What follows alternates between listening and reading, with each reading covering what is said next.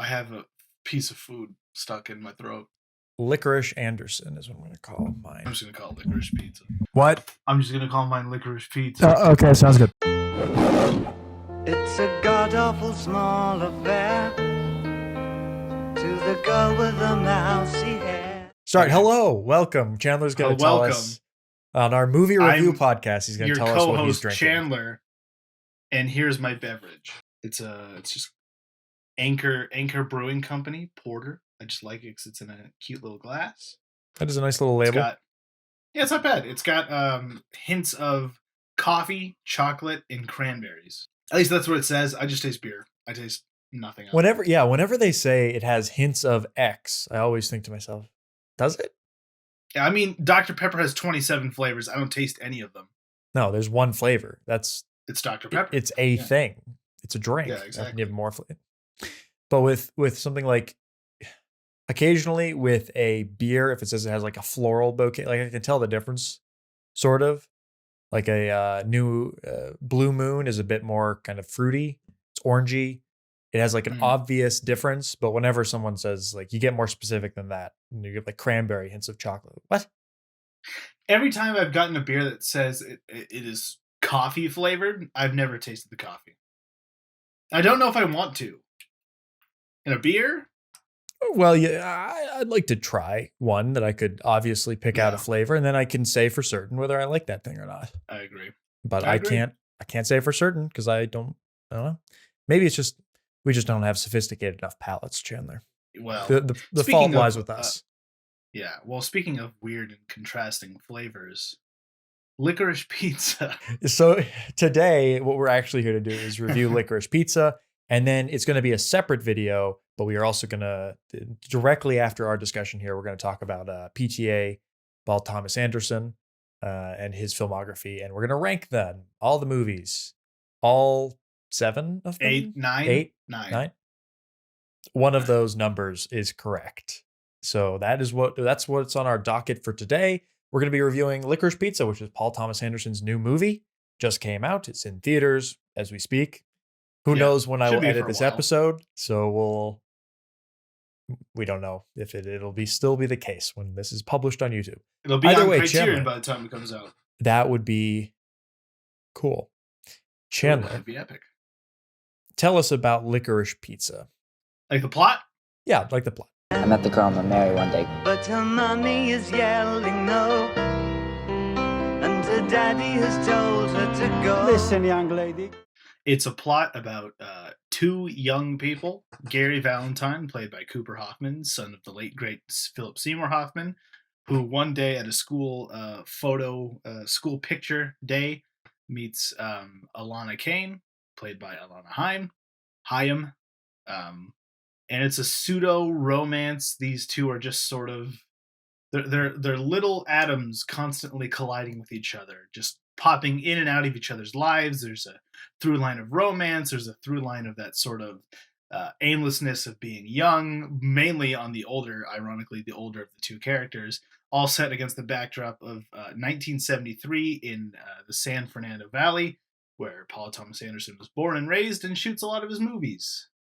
It's very vignetted. There's no real plot. It's just kind of a bunch of scenes. It's a hangout movie. And so that's what that's about. Oh, well, that's your opinion. So, before we get into the nitty gritty, I do want to first emphasize our approaches to watching this movie, because Chandler and I had very different lead ups into actually being able to see Licorice Pizza in a theater.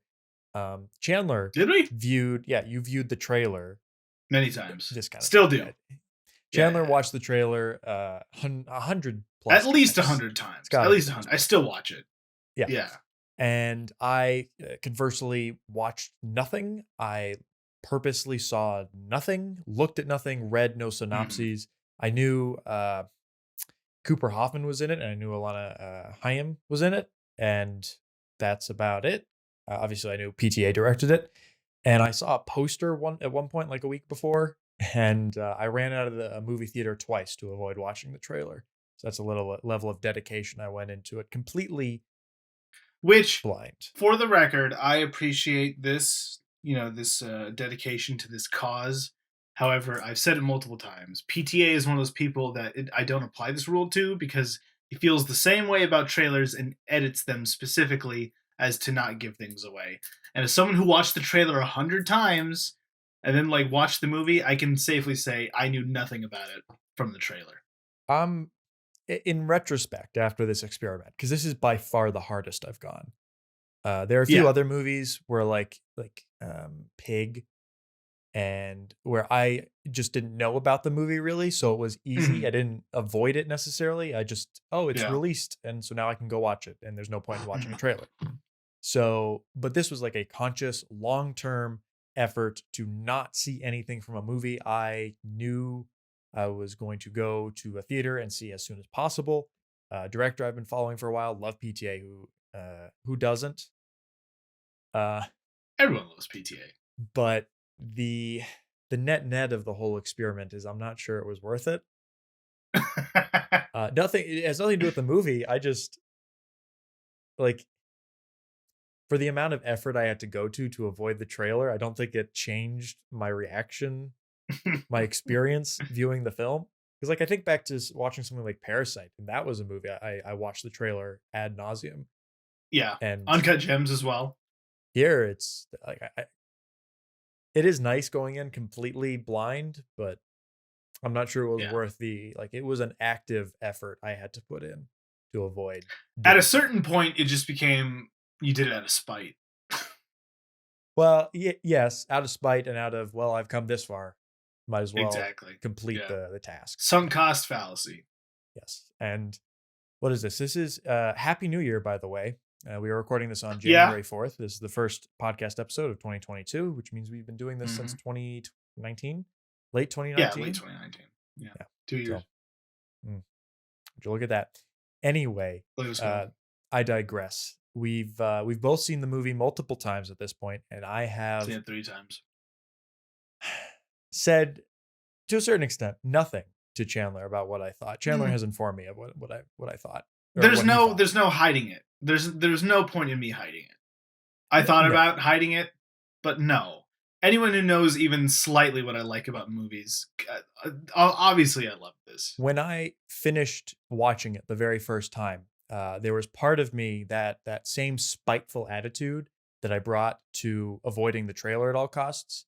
That sense of spite kind of rose up in my stomach, and as like the credits rolled, and I was like, my God, this is Chandler's perfect movie. I hate it. I hate how perfect this is for Chandler. I just knew it. I knew it was going to be a 5 stars from you. There was no other alternative. No point.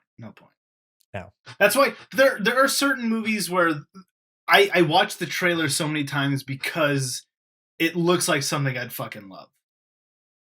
Like the Lighthouse trailer, I watched that so many times.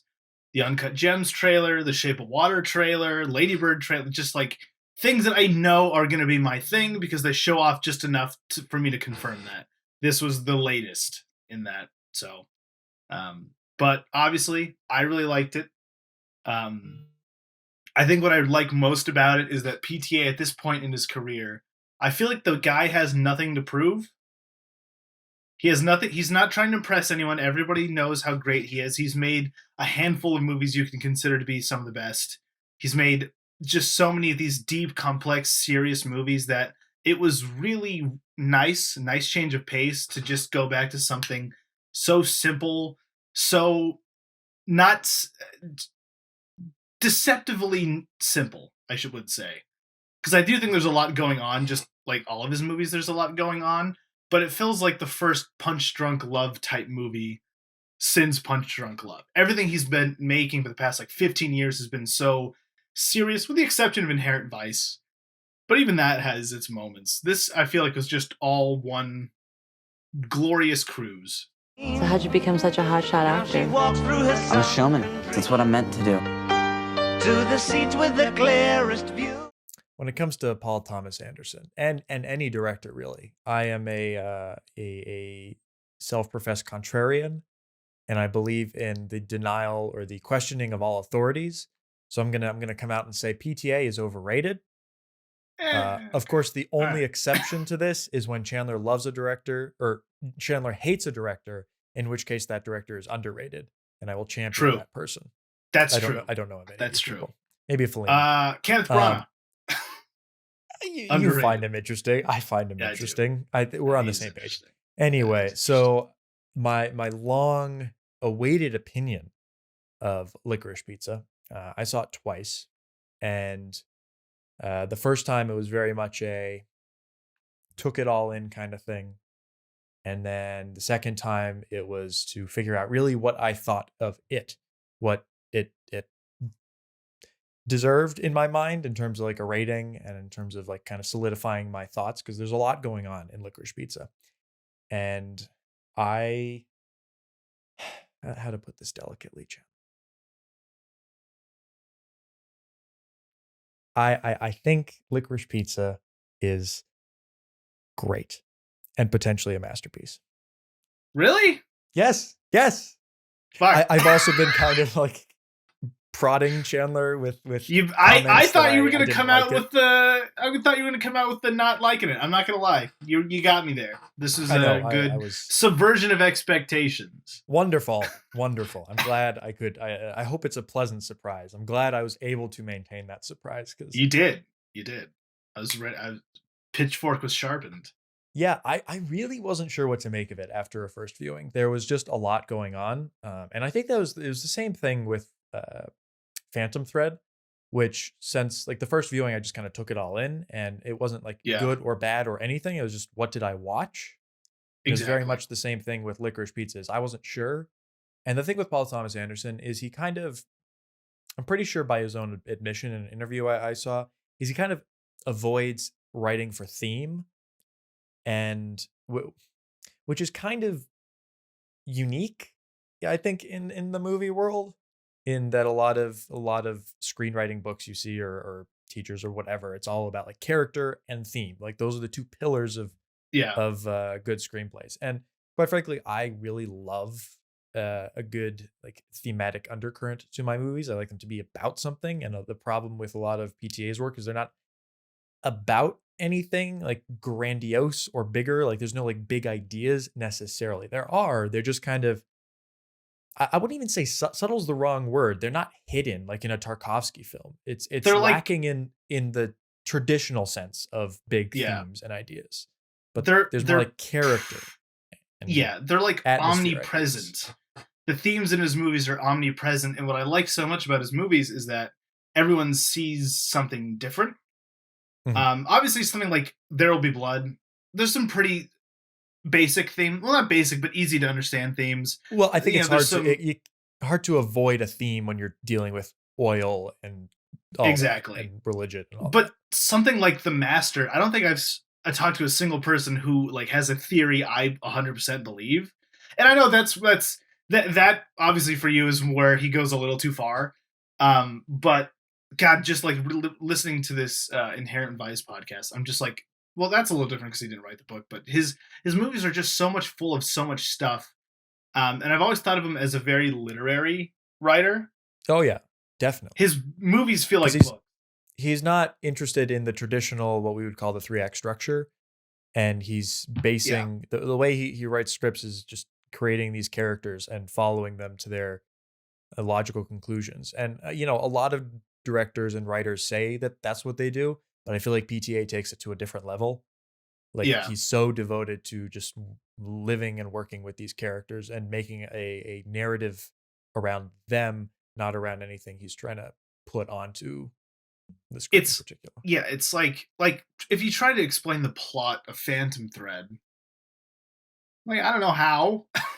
There's a stuffy dressmaker and he falls in love and then falls out of love, but then they make it work. I don't know. You can't explain these things.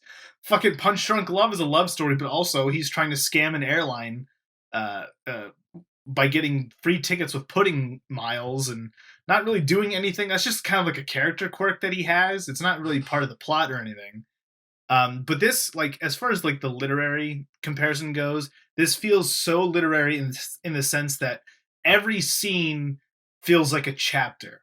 It's like this scene, these characters are doing this, it resolves itself, onto the next one. Like there's so much in this movie. like what happens plot wise.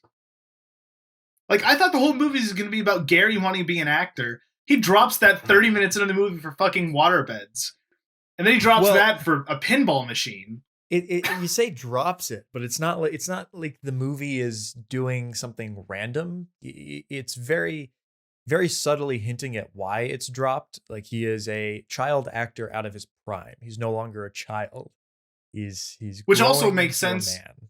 Because he's like a fucking 35-year-old in a 15-year-old's body. Right. But it's going back to that classic storytelling thing. The you don't want to do the and then type of storytelling. You want to do but therefore in between all the different story beats. And that's really what this felt like. It felt like a lot of like at first glance it might be, oh, first he's doing this and then he does that and then he does that.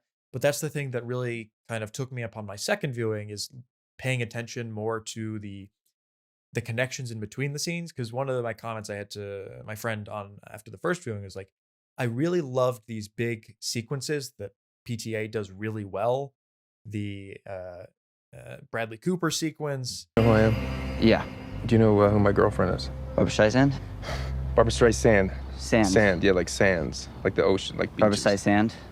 No, like Streisand. Sand. Oh, the sequence with William Holden. Great stuff, but I wasn't so sure Jack about Holden. Jack Holden. I wasn't so sure about the meat holding those sequences together. And if I was just remembering like highlights throughout the film, maybe it wasn't going to be as good. But I found upon a reviewing, there was more structure there than I gave it credit for. And that's what like really struck me as being really well put together in terms of the construction of a narrative that seems like it's a hangout film, but it's one of the most interestingly constructed scene by scene, and about how it essentially just goes back and forth between the two characters and explores their relationships from like both sides, and each different scene kind of changes the dynamic a little bit, has them grow, change, or digress a little bit. And I think it flew by better on like a second viewing. I just really liked it. The first time, I just didn't know what was happening. I will say that there's definitely a little bit of trailer interference, because the trailer has like just little glimpses of everything. And about an hour and a half in the movie, I just remember thinking, where's Benny Safdie? He doesn't show up till like the end. He's like the final act, if you want to call it. But the second time around, like literally at the beginning of every scene, it was just me going like, oh, this is the scene where they blah. And there's never little filler scenes. Like when you really think about it, there is like zero plot. I'm always looking like every scene is just these characters happen to find each other and they're just having a conversation. They don't really develop outside of each other. I feel like all of the character growth happens like together with each other. To where, I don't know, like that second time, just everything flew by so quickly. And I had to piss so bad the second time. Because the second time I went is the same thing. A lot of people are comparing this movie, which is another reason why I didn't think you were going to like it, to Once Upon a Time in Hollywood. Where that was one of my first ideas for a review on Letterboxd that I couldn't use because I was trying to keep it secret. But it was like, Once Upon a Time in Hollywood, but I actually like it this time. But like that's the same thing I did with Once Upon a Time in Hollywood, where I went to go see it again. I had a beer, and this was a great. I knew when to go pee, but now I know this is the better movie because I didn't want to ever leave. The third time I saw it, I tried to hold my pee as long as I could, but I like literally I had to go as soon as the Sean Penn stuff started, which I want to get into another talking point here. Well, no, I want to say in general, this might be his funniest movie. Depending on how you look at it. And depending on the kind of audience you have. Actually, I immediately take that back, because the last time I watched Inherent Vice, I was crying. So it's how objectively Josh his Brolin with a frozen chocolate banana. That comedy doesn't get better than that, Chandler. No, so it really doesn't. The thing about the pacing of the movie that I think could have been a little, I hesitate to say the word better, but particularly on a first viewing, and I think this comment still stands, although it disappeared upon a second viewing, and I think that's one of the other reasons why I really think this is a great movie, is that it just is going to keep on giving the more you watch it. There's plenty to look at and to find out, and I'm very much eager to watch it a third time too. On a first viewing, at least, I think it would have been nice to have been clued in to the plotlessness sooner. That what could be considered the first thing that like exciting and dramatic happens is when he gets sort of spoilers, but it's fairly early-ish onto the movie, and you see it in the trailer. He gets fake arrested. And that was like the first time that something outside of the relationship happened. And I felt like, oh, is this a plot that's starting to kick into gear? And obviously it's PTA. I should have been aware that that was not the case. But it did feel like, oh, is it getting jump started here into higher gear? And I felt like a little waiting to see if something more, some bigger overarching plot would happen. And when it didn't, on a second viewing, I didn't have to worry about any of that. So perhaps if you go into that mindset, it's a bit better. But since I had no context whatsoever for the film, I was trying to figure it out. Yeah. And it just like that scene happens like 30-ish minutes into the movie, and I hadn't quite gotten a hold of what it was going for quite yet in that first viewing. Yeah, I mean, the trailer doesn't really convey that plotlessness either, but on the second time, I found that scene in particular to be fucking hilarious. Because it's a great little setup where one of his little cronies is asking about selling the waterbeds with weed. And then he says LSD, and then Gary's like, stick to the grass. And then he gets arrested. So your first thought is, oh no, they're arresting him for selling drugs. Nope. He was just mistaken for a murderer. Let go immediately.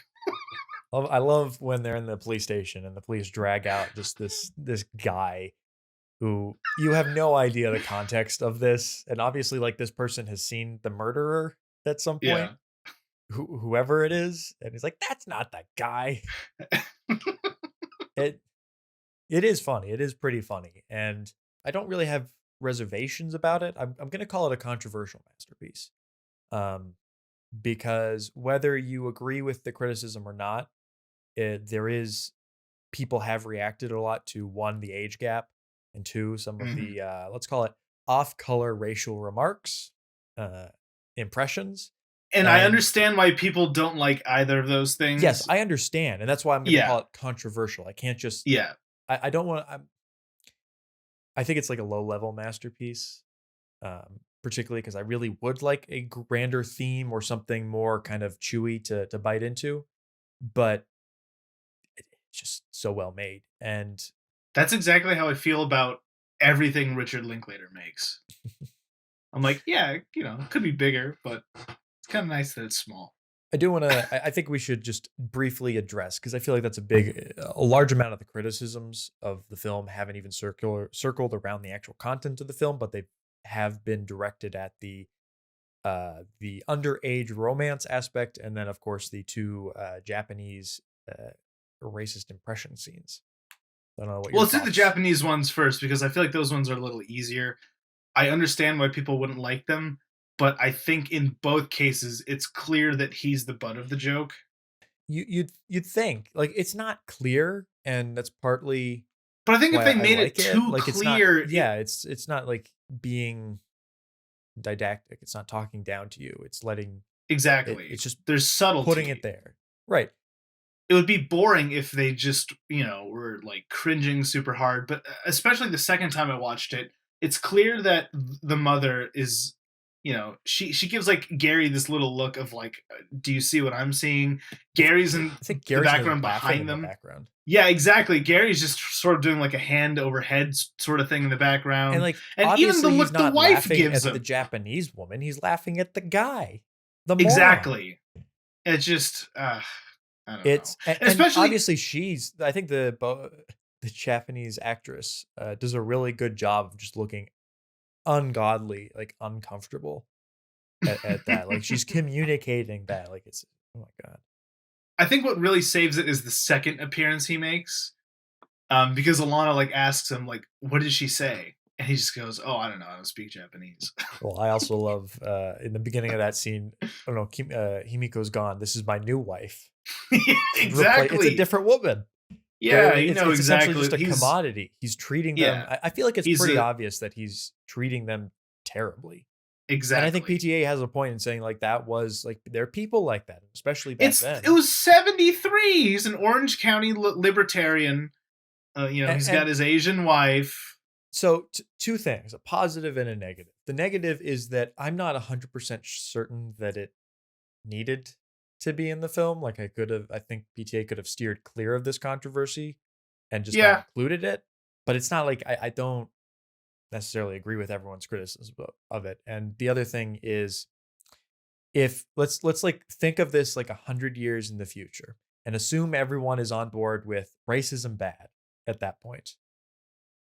I think it's much better to have a movie that's a homage to a certain period of time, accurately portraying that time and not putting too much modern morals on top of that and becoming cringy, because then you kind of lose the impact of, when people say, "Oh, racism doesn't exist."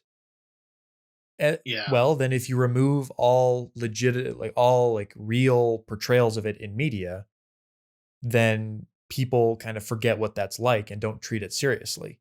But if you see this, it's like, oh my God, people were actually like this. I'm not saying people should learn from movies, but they do. Yeah. And no one's learning to be racist from this. Like that's that's the thing too, is that nobody can look at this guy and think he's in the right. I don't know. It's just what I don't know. The other thing that bothers me is that with the general criticism, which I think, it's fine. I get where they're coming from, but also there are instances of misogyny in the movie. There are instances of other instances of racism and sexism, and I would say there's some light instances of anti-Semitism in the movie. Light. Where? Alana Haim says, "I'm Jewish" to Holden, and he just laughs at her for after saying that. And it could be drunk. I'm saying light, like it's not. Yeah, okay. Still, like, and there's some objectification. I thought you were having a problem with the Shabbat dinner. No. And there's some objectification of her being Jewish with the casting woman who is probably the funniest best fucking scene. Bit part in the whole film. You know who she is? Who she is? She looks really familiar. I just learned this. Do you remember in Phantom Thread the woman Reynolds hates, who orders the dress and gets drunk in it? Yes, that's her. Perfect. That was some of the best like facial control acting I've seen when she gets like her lip is like shaking. Yes. That's the thing too, is that I was listening to, there's another great podcast. I forget. They did an interview with the editor of Licorice Pizza, who edited both Licorice Pizza and Inherent Vice. And they basically said that they did coverage of that scene in a wide and a close-up, and they were just like, the close-ups are just so funny. We're using nothing but the close-ups. And it's because really you have those amazing, but that's the thing, is that this whole movie is just all these bit characters trying to out memorable each other. Like everyone. I don't know if you knew this too. The guy who plays the waterbed owner of the store is Leonardo DiCaprio's dad. Oh my God. Wow. That's cool. There for some reason. Memorable too. That's another good sign of a good movie, when you can remember all the little small bit parts and you can enjoy them for being like unique, but they don't upstage the whole affair. Yeah. Anyway, going back real quick, there's other questionable, problematic behavior within the film that isn't getting any attention, and it seems like if you were going to have a problem with the bad behavior being portrayed, you should be talking about all of it. Instead, a lot of the criticism is just focused on the obvious kind of surface level nitpick of these two particular scenes. And I don't know, I see something, I don't want to say hypocritical, but just counterproductive. I'd respect them more if they're like Alana Haim gets her ass slapped without consent in the opening scene of the film, and like that's cringy too. Do you have a problem with that, or do you not, or are you just complaining because you're I don't know, you just want to be a voice out for I don't want to use the word social justice warrior, but these people that'll get us into a lot of different YouTube feeds. We don't we don't want to be in those. I don't want to be roped into those people. But people who go out of their way to performatively complain about things and put that energy into better places. And that's the thing too, even if that really rubbed you the wrong way, does that make it a bad movie because it has one scene like that? I don't know. I'm not an all or nothing kind of guy when it comes to movies. Like, I think both of our favorite movies that we love is Blade Runner. There's a lot of stupid shit in Blade Runner. Doesn't make it not a masterpiece. You kind of have to overlook the overall that experience is worthwhile. Yeah, exactly. Movies are hard. They're difficult. Yeah. Anyway, overblown controversy about that stuff. It's I feel like it could have been avoided. PTA could have done a different kind of scene, but it's there. It's fine. It's not really all that problematic. I think it's funny. But the age gap thing is a little more complicated. Do you really want to see my boobs? Can I touch them? See you tomorrow. Because again, one thing, and I need to like revisit this movie because I felt that I had like a double standard, because one movie that comes to mind in particular where the age gap does bother me is Call Me by Your Name. That's a movie where I just remember thinking, this is a little weird. This guy's like, Armie Hammer's like 33, having a sexual romantic relationship with Timothée Chalamet, who I don't remember if he's 16 or 17 in the movie. I think he is of, at least in where they are at, he is of age of consent.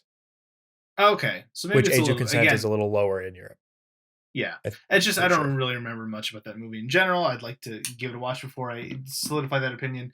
But what I find interesting about the Licorice Pizza age gap discourse is that I feel like a lot of people just read the blanket statement 25-year-old, possibly 28. Yeah, it seems like a lot of people who didn't watch the movie, or if they watched the movie, they were watching it with some kind of preconceived notion and not actually interacting with the movie on its own terms. Yes. Because, well, one thing is that we don't necessarily know how far this quote-unquote relationship went. The most that happens is a kiss at the end. Passionate kiss, whatever. But also I think there's a lot of really interesting... I think what really makes this movie for me is the interesting sort of contradictions between Gary and Alana. Because Gary is very mature despite being a child, and Alana is essentially an adult and a child. And it makes it for an interesting contrast where they're both trying to get something out of each other. They don't know what exactly. The relationship is complicated. It's not like a before trilogy type romance where they hit it off and it just keeps developing. It's back and forth. Like, there are very specific scenes where, Alana is constantly bringing up the fact that you're 15, I'm 25 or 28. But I feel like this whole movie is her wrestling with that sort of aimless feeling that she's jealous Gary doesn't have. Because Gary is so sure of everything, he throws his entire self into whatever thing he's passionate about this week. I love that first date that they go on, where he's like basically telling her, you should start a business. I hate working at Tiny Toes. You should start your own business. What business should I be in? I don't know. What do you like? I don't know. And us, being in our mid-20s, we know that it's not that fucking... Like, when you're 15, of course that's what you think it is. But when you're 28, like, it's not that... I don't know. It depends on who you are, too. Some people are just built different, like Gary. Yeah. Yeah, Gary is very built different. I feel like that's sort of like the point. And the thing I'd say with... I don't know. I think it's, as with the other one, it's a little overblown, the whole controversy over the thing. But it's... Part of it is the, at least like age of consent laws and stuff like that. And you want to have So with this relationship, I feel like the point isn't so much like strictly like the law of like, oh, you turn 18 and suddenly you can magically give consent. And I'm pretty sure we all are aware that that's not the case. It's, individuals, some people are going to be less mature and be less sure of themselves after 18, some before. And, plenty of countries, I'm not trying to lower the age of consent. Don't take me as endorsing that. But the age of consent is lower in other countries, as low as 16, I think. And he does turn 16, I think. Yeah, they say at the beginning when he's getting arrested that he's turning 16 in 30 weeks. Yeah. Safe to assume that by the end of the movie he does drive at the end. Yeah. The movie is hinting, at least. It doesn't outright tell you, which is nice. You have to follow along. But the other thing is like maturity level. Gary is one of the most mature and financially stable, successful 15, 16-year-olds I've ever seen. I'd almost levy the criticism that he's too successful for his age. But then again, they do make a couple like dumb, raunchy jokes that are fitting with like a 15-year-old when they have the gas cans and they're jerking. So it does come out here and there, but he is very mature for his age. And the other thing is like he's pursuing the relationship. He's the driving force. It's not this 25-year-old who found him and is trying to get him into a relationship. It's the exact opposite of that. Obviously, they're interested in each other, but make a great double feature is this and Rushmore. Oh, yeah. Gary is Max Fisher for a new age. But yeah, it's I don't know. It's just, again, same with the Japanese scene thing. People just latch onto this idea, don't give it any nuance, don't delve into it. Like, obviously, it's not necessarily ethical, but I don't necessarily think the movie's either condoning or condemning it. It's complicated, like most things are. Also, there's like an argument to be made that they don't even really get together in the end. I see some people do that whole taxi driver dream sequence thing, whatever. I don't necessarily buy into that. Whatever. No, but there's more nuance to it than people. Right. It's a friendship for most of the movie, and if you wanted to read into it, you can. But it's pretty platonic for the most part. They do have get jealousy, and that's an interesting dynamic between the two of them, but they're not like a couple or in a relationship in any meaningful sense. Our roads took us here. She could spit in the eyes of fools. You're not my director. I think the jealousy too, obviously Gary's 15 and he's infatuated with every woman he sees. Alana, I feel, is interesting because I never really, maybe towards the end it's a little different, but I never really got the full sense that Alana wanted a boyfriend or romance or something. I think she just wanted to be wanted, which is made all the clearer with the scene with Jack Holden, where Jack. I love this scene because the first time I watched it, I'm like, what the fuck are they talking about? Sean Penn is just going into this weird, garbled, masculine nonsense. He's talking about the Korean War, and Tom Waits shows up, and he's it's a weird little he's thought. Drunk out of his mind. It's a weird little psychology thing, because I understand all of the words that they are saying, but in that order, I'm like, what the fuck are you talking about? And you're sort of in her headspace, because she's also exactly. What are you talking about? But in the second time I watched it, is just the part I just died at was her being like, I don't really know what you're saying, but I'm sexy, right? That's her whole thing. She doesn't really care. She just, she kind of hates herself, but she kind of wants people to love her. She's very confused. She's lost and confused.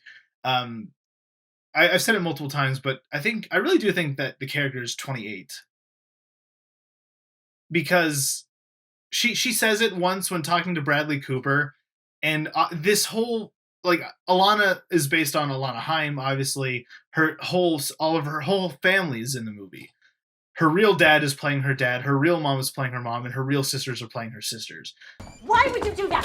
Why would you do that? He was maybe going to be my boyfriend. Listen, young lady, you don't bring this idiot to Shabbat dinner here. And the actual Alana Haim would have been 28 when they were filming. So part of me thinks that Alana is actually 28 but lying and saying she's 25 because she's even more ashamed of the fact that she's almost 30 and has no fucking clue what she wants to do with her life. And Cooper And then Hoffman also- was 17 when they were filming, so not Oh, yeah. 15, which is Yeah, pretty exactly. It's still young, but there's I don't know. Towards the end of this movie, I feel like the first half is very much Gary focused, but I feel like the second half of the movie, it's more Alana's movie than anything, which I think is interesting because it really does share equal weight between these two characters. I don't know who's the lead. I don't really care. No one has to be the lead. But it's not exploring any one character so much as it is exploring this relationship, which I find very interesting. And for something as, again, on paper simple, there's a lot to dissect about what's going on. His sort of revised version of Hollywood, similar to Tarantino's, is also really interesting. It's sort Some of. of those I like themes that it's not about Hollywood because I kind of. Yeah. I don't know. It's an interesting backdrop. Yeah, I find it a tad cringy when directors just focus on Hollywood so much. It's like tell a story Yeah. about normal people. Hollywood's not normal. But it's not nothing even normal really about it. Hollywood. It's Well, right, San I'm not- Fernando. Right. Well, Yeah. I'm not making that claim Yeah, towards okay. towards Licorice Pizza. Yeah. Anyway. Yeah, the thing that struck me is like as I was watching it the second time and I was like trying to figure out like what's the theme here? If there could be a theme. And the thing I really noticed is that a lot of the, when you have side characters, the basic philosophy within film is you want those side characters to inform you about the main plot and add to it either thematically or through conflict. And here I felt that the point of a lot of the side characters, a lot of the other people that Alana and Gary talk with is that they're all kind of hustlers and like putting on a performance of sorts. And this became kind of really clear towards the end where she kind of gets interested in the mayoral Wax. What's his first name? Wax. Yes. How do you find time for a social life? Well, being single means I have more time to work, and councilman's schedule pretty much ruins a social life anyways. John Wax. John. Okay, Joel Wax. Joel Wax. Yes, the mayoral Joel, yeah. candidate, and she's interested in him. And she's like, "Oh, you're a man of integrity." And obviously, she's looking to. This comes after the whole sequence of her driving backwards and going on this whole adventure with them. And I kind Fun of little took it action as scene in the middle of this movie. it's great. It's probably my favorite part of the film, but it's kind of clear after that scene that she's looking over at Gary and his friends jacking off the Yeah. the gas, And she realizes how bits. young, how right. And childish she wants she's to be been. more mature. She wants to kind of get her life together and find something more put together than Gary and his hustling lifestyle, young youthful lifestyle. And then she goes and gets involved with this mayoral race and all that. But in the end, the whole point of that is he's just as much of a two-facer, a liar, a hustler as Gary is. And obviously not into women too. But she realizes that I feel like the whole point is like getting her to that point also with the Holden sequence earlier. That like everyone else she's meeting is just as kind of childish and immature masculine as Gary is, but they're older and shouldn't really have an excuse. And Yeah. it was interesting. It's kinda almost the like whole movie. Everyone's putting on a Yeah. performance in some way. It's almost like towards the end she realizes that everybody's just as like naive and shitty as Gary, but at least Gary's nice. Yeah. At least he's cool. Well, that's yeah. Yeah, well, that's another funny scene too. Is just You when powered she's down talking there to for her a second. sisters. I did. I forgot what I was talking about. It's funny. But one other moment that I caught and the second time or third time, if I can remember, was after she's telling off one of her sisters.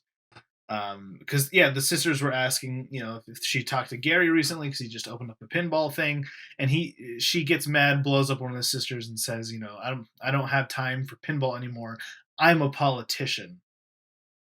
She says that she's a politician when in fact she's just, But there's another thing that I find interesting too is that it's almost like Alana herself is only attracted to these really shitty, immature men, because I think the only decent man like 100% decent man in the whole movie is the guy who like gets her the job at the at Joel Wax's like, you know, office or whatever. The guy with the mustache. He seems to have it all figured out to an extent, but like she just completely doesn't even like look his direction. Like he sort of makes a move on her, but this is right after she gets a call from Joel Wax saying to come have dinner and just completely like shuts him down. So in a way, like it's not necessarily that she, you know, the men around her are immature. She just doesn't really, she's so immature herself. She can't really see, you know, what real maturity is. Right. And I feel like So that's the whole thing with the movie is that it's not necessarily, doesn't spend, obviously since they're not in a relationship, it doesn't really spend that much time developing the two of them together. And I kind of wish that there was more kind of development towards them as two people interacting. But it does sort of, it develops them on the outside looking in of like, what else are they doing? And you kind of, the whole movie is kind of going through the process of explaining that these two people, they're weird, they're strange, but they're made for each other. And not necessarily because, you know, it's an underage relationship. He doesn't want to focus on that. So instead it's looking externally through them interacting with, you know, everyone else, in that how are those interactions between the other characters kind of informing us that these two people kind of belong together. Yeah. It's a really interesting way of approaching it. It's fun. So it's not the typical romance movie. No, it's not at all. And it can't be. It shouldn't. I'm glad that PTA didn't go. No. If it was the typical romance movie, that's where the issues would a little rise. weird, yeah. Yeah, well, yeah. A little more than weird, but yeah. Lots of great little bit parts. I can't decide who's the funniest, the casting lady or Bradley Cooper. Bradley Cooper is fucking hilarious in this. No gas though in the goddamn car, Steve-O! Another interesting thing I was reading earlier this week was that Leonardo DiCaprio was both supposed to have Bradley Cooper's part and he was supposed to have the part in Nightmare Alley. But he dropped out of Licorice Pizza to do Nightmare Alley, and then Nightmare Alley he couldn't end up doing, so Bradley Cooper took that too.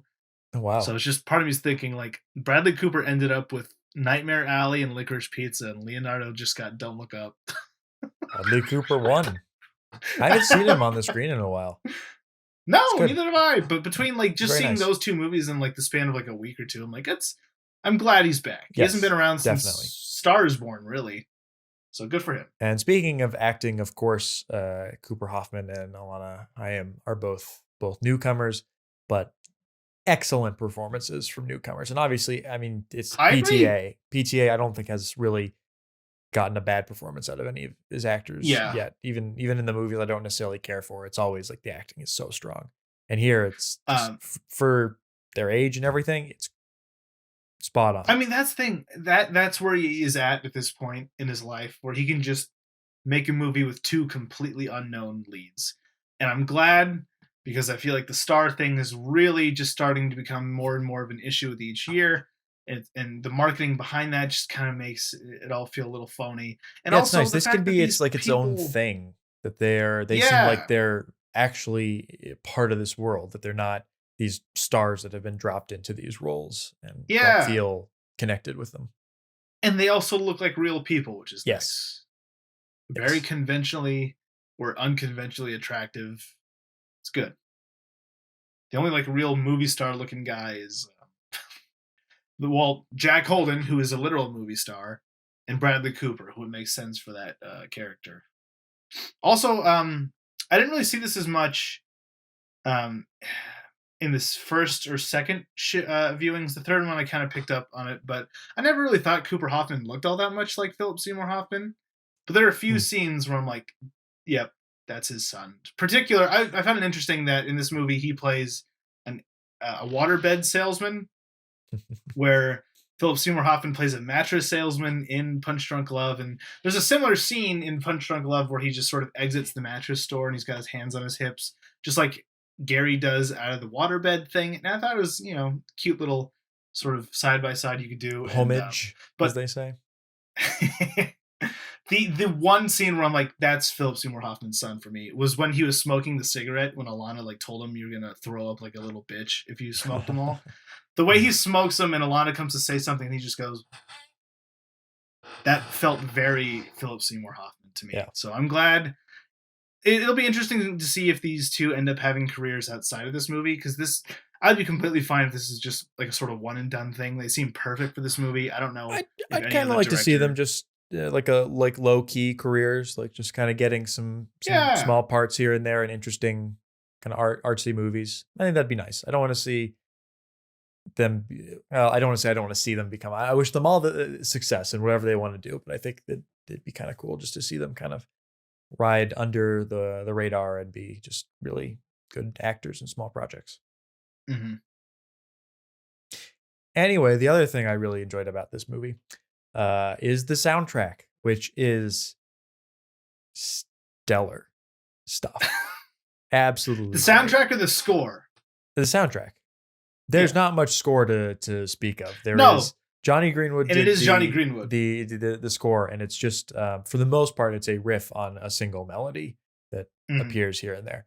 But the soundtrack itself, I have, like you did with the trailer, listened to ad nauseum since I first saw the movie, and I need to stop because I'm gonna start not liking the songs anymore because I've overplayed them. But at this point, it is gotten to the point where like I listen to get to work. I put the soundtrack on as I'm working, and then it ends. And I'm like, well, what do I do now? I should do something else. And then I press play again and start with the first song and just listen to it over. Which is exactly what I did with Once Upon a Time in Hollywood. But my favorite Neil drop of the whole thing is Let Me Roll It, Paul McCartney and Wings. That is a great cap to that whole sequence. Yeah, it really is. Yeah, that's one that's been stuck in my head. On my second viewing, I was like, I need to pick out every point because I didn't remember like where was this song in the movie, and some of them are it's all very diegetic. Yeah, a lot of it, and some of there's like I think it's like a joke song, My Ding-a-ling, and it's played on the car for like 20 seconds, and wonderful. Then that's when it's played. And there's a few other songs where they're just like a little bit in the background. It's like, oh, I wish there was more of that because this is a great song. But it's in the movie and now it's in the soundtrack, and I get to enjoy listening to it. Small thing I just really appreciate about this movie. It just starts. I was surprised the first time I saw it. They just got into it. I would really like to, really nice. I hope no one has made this observation yet, but I'm gonna say that the opening 2 shots of this film are the inverse, not the inverse, but they are sort of north by northwest. The last shot of that sort of esque, where the ending shot north by northwest is a train entering a tunnel. Obviously, it's a euphemism for sex, and I think the exploding toilet and then the sprinklers going on are a euphemism for ejaculation. But for young love, his young love, budding love for her. That is visually, I think that makes sense. Start it. Yeah. Well, also, you it's kind of random to just have an exploding toilet and sprinklers. No, that was a thing people used to do. Yes, but it is random. Yeah. Anyway, toilet humor. I think it does. Well, the 2 things that scene does really well is, one, you get to see Cooper Hoffman in his pimply glory. Like immediately, okay, this is not some, super glamorized version of it. And also, like, it's just this quiet little scene of him, combing his hair, and then a toilet explodes. So immediately you're like, I have no fucking clue what's going to happen. It settles you into this feeling of unpredictability that I feel carries throughout the whole movie.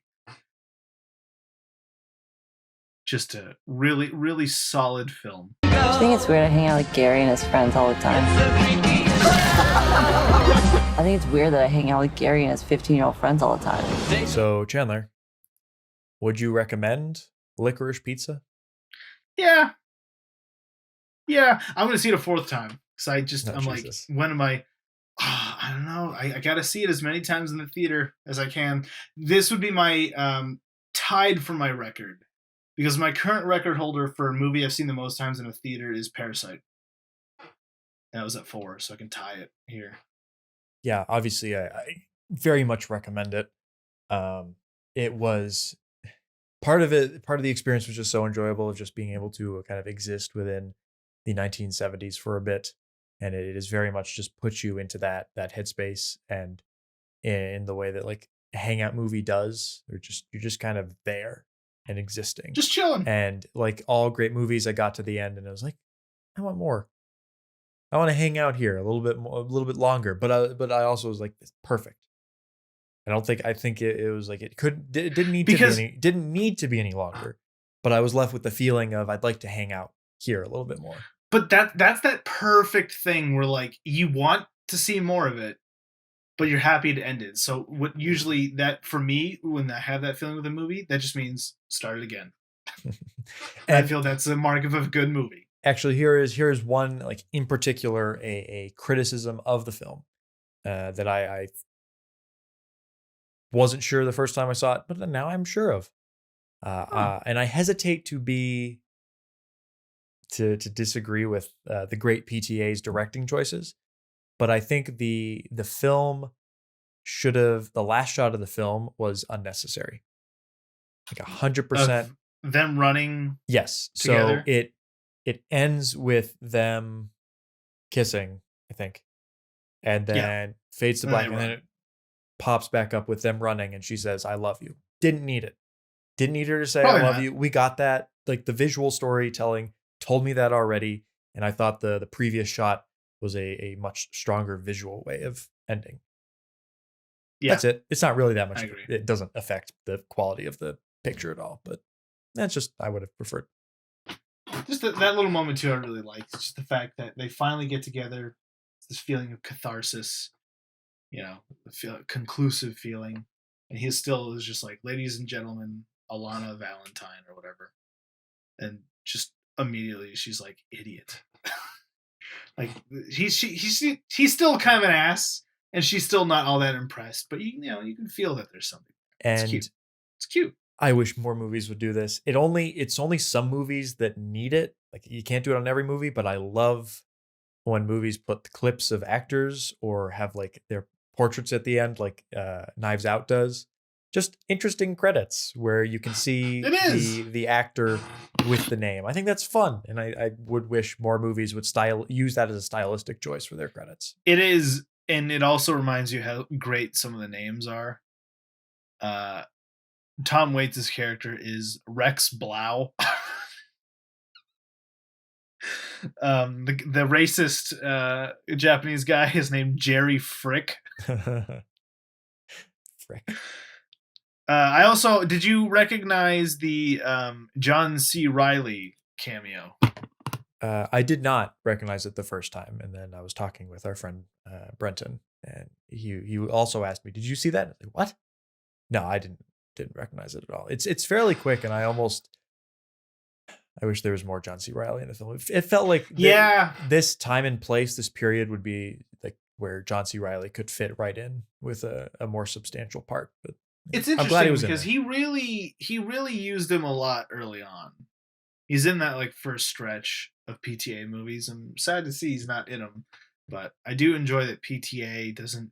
Well, actually, I was gonna say PTA doesn't harp on actors, but I don't know if you realize that, but this is the first non-Joaquin Phoenix and or Daniel Day-Lewis movie in 15 years. It does seem like somewhat of a departure on an acting level from some of the previous movies. But that's why I like it, because I don't know, he completely went against what he's been doing the last like 10 years. It's very simple. It's sweet. It's romantic. It's cute. But still a lot of complexities in both the writing and the filmmaking. 5 stars. Great movie. But where does it rank on the PTA list? Okay, sorry, go ahead. Oh, yeah. So I'm going to give it 5 stars. I think it's low. I think it could be 4.5 stars. I think it's, like I said, low level, but I think it just pushes it up there just on reviewings. I'm sure it's just going to keep getting more interesting and enjoyable to watch, and it's good stuff. I think I felt the same way that I do with the French Dispatch, where I'm like, it's probably not a 5 right now, but it's going to be at some point. Yeah, if you asked me after the first viewing, I think I would have been considering like 4 or 4.5, and then it just bumped. Yeah. The second viewing was really. I still haven't. You saw French Dispatch for the second time. I still haven't. The Blu-ray apparently just came out. Yes, here it is. I was in Zia the other day, and I saw this, and I had a $25 gift card lying around that I hadn't used in like 6 months. Oh my god! And I was like, oh my god, it has nothing on it, literally nothing other than the movie. I was about to say. But I've been showing my mom all of Wes Anderson's movies. Not all of them, but some of the big ones we've missed out. Yeah. And I felt I like this. I enjoyed it. I want to watch it again before I put together my 2021 ranked list. And I'm very glad I watched it again because it was even better on the second time. Same feeling the second time. I just felt the craft a bit better, shall I say. It's a good movie. All right. Well, thank you for listening to our review of Licorice Pizza. You can now click over to a different video. I'll put the link somewhere here to our PTA ranked discussion starting